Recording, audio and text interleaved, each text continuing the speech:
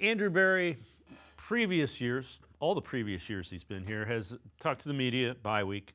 Didn't do it this year. Kind of a head scratcher. I know you wrote an article about what were your thoughts on that? My biggest frustration is this with this whole thing is beyond the fact that he has to sort of. There are people that are frustrated, and he has to answer those questions. That's perfectly reasonable. Those are things you have to do if you're the GM of the football team.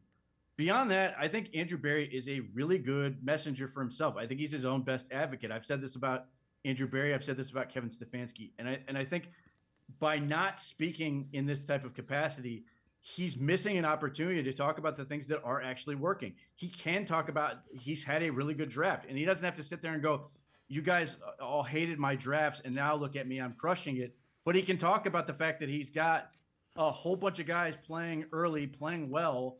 He can talk about the fact that Malik Collins is playing basically at an all-pro level as a free agent. He can talk about the fact that they traded for Tyson Campbell, who's been played really well since being acquired and sets them up for the future.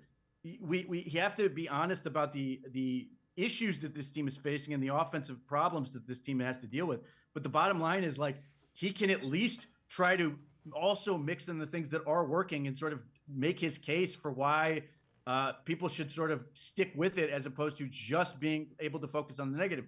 And when he's not speaking, everybody's more than happy to fill in that space for him and fill that vacuum.